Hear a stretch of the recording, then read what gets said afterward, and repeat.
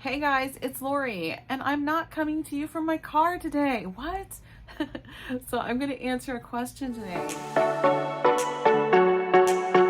in my comment section, and it says it's from Debbie. So Debbie, thank you for your question. I don't understand the need to fat load then starve. If you will explain if possible. And I said, sure. I think I'll explain it in an upcoming video if that's okay. So that is what I'm here to do today. I have my pounds and inches manuscript here that I have printed out by Dr. Simeons, and it is the original HCG protocol. And I have a little post-it note in there marking a page. And that post-it note has actually been in there for a while because I have read to you from this book before, and it just so happens I read kind of the same thing. Why? Because I actually had a serious issue when during one of my rounds I did not fat load. It was a problem. I'm going to put in clips from those old videos, from a couple of them, and show you what I mean. I read from the manuscript in that video, so I apologize ahead of time if I happen to repeat myself, but I'm going to go ahead and read some of this now because I think that's the best way to explain it. And it's typed really, really tiny, so I have to have my glasses on for this. All right, we'll start here. Gain before loss. Patients whose general condition is low owing to excessive previous dieting must eat to capacity for about 1 week before starting treatment. Now that doesn't apply to everybody. That just applies to those who have already been dieting. Like maybe you've been dieting all year long and now you're going to jump into a round of HCG. If that's the case, then Dr. Simeon said you need to eat to capacity for a week first. So, okay. One cannot keep a patient comfortably on 500 calories unless his normal fat reserves are reasonably well stocked. It is for this reason also that every case, even those that are actually gaining, must eat to capacity of the most fattening food they can get down until they have had the third injection. It is a fundamental mistake to put a patient on 500 calories as soon as the injections are started, as it seems to take about 3 injections before abnormally deposited fat begins to circulate and thus become available. Because that is what your body is using for fuel, is your abnormal fat when it gets through those 500 calories. So, okay, let's see. The next paragraph is, I don't think I'm going to read the next paragraph because it's really not pertaining to that question. So, most patients who have been struggling with diets for years and know how rapidly they gain if they let themselves go are very hard to convince of the absolute necessity of gorging for 2 days. And yet this must be insisted upon if the further course of treatment is to run smoothly. True story. That's the truth. I'm telling you right now. I've experienced it. Those patients who have to be put on force feeding for a week before starting the injections usually gain weight rapidly. 4 to 6 pounds in 24 hours is not unusual. Rapid weight gain levels off in any case. The whole gain is lost in the first 48 hours. Okay, I'm not going to read the next couple sentences. Okay. I think this is probably the part that I read in the other video. I haven't edited that part yet, so I'm not entirely sure, but this was the original highlighted part, so I'm guessing it was this.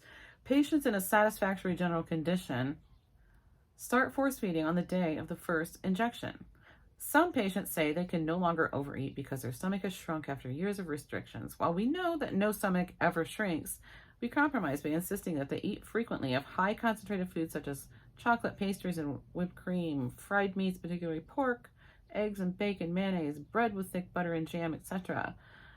The time and trouble spent on pressing this point upon reluctant patients is always amply rewarded afterwards by the complete absence of those difficulties which patients who have disregarded these instructions are likely to experience.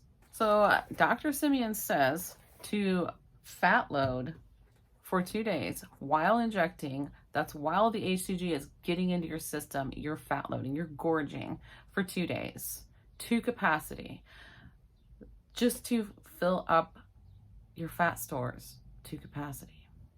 So that's the reason for it, because otherwise he claims that you will have issues like being hungry, craving, or is it hunger? Am I craving? Is it hunger? Frustration like crazy because you don't know. Am I craving or am I hungry? Because I'm pretty sure I'm hungry. It's hard to tell sometimes which it is. But yeah, it's a real thing. It happens. And fat loading does solve that problem. So that is what it says in the manuscript, and I've experienced it myself too. So it's true. I hope that answers your question. I didn't start my round properly because I didn't fat load like I should have. I've been having hunger issues throughout my round, and that sucks. I don't want to cheat or overeat on my round because you can't do that when you're on HCG, or it really has a bad effect. My entire weekend of fat loading for my HCG round, in case you don't know, which I had already started it. I did an interruption so that I could do a proper fat load. Normally I do a dirty load. Normally we're dirty loaders, aren't we? Yeah. Usually we go out and get the punch keys and the whatever jelly donuts and pastries we want, the rices and the pastas and everything that we want, we get it and we gorge on it. That's what this is about. I did inject the HCG this morning. That's what you do. You inject for your 2 loading days. I did bring my copy of Dr. Simeon's Pounds and Inches, and I'm gonna read a little bit of something out of it, only because I wanna show you that I'm not kidding around. You're supposed to do your fat load. I know that. I mean, this is not my first rodeo, guys, you know? So I know that I need to load. I did not load for my round. That's the reason I'm doing this interruption and loading. This is straight from Pounds and Inches.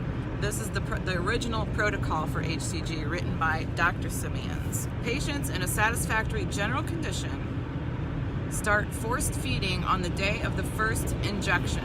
Some patients say that they can no longer overeat because their stomach has shrunk after years of restrictions. While we know that no stomach ever shrinks, we compromise by insisting that they eat frequently of highly concentrated foods such as milk chocolate, pastries, whipped cream, sugar, fried meats, particularly pork, eggs and bacon, mayonnaise, bread with thick butter and jam, etc. The time and trouble spent on pressing this point upon reluctant patients is always amply rewarded afterwards by the complete absence of those difficulties which patients who have disregarded these instructions are liable to experience. I experienced it. That is going to be it for this video. I hope I answered your question. Any other questions, feel free to leave them in the comment section below. I'd love to chat with you. Thanks for watching, and I'll see you in the next one.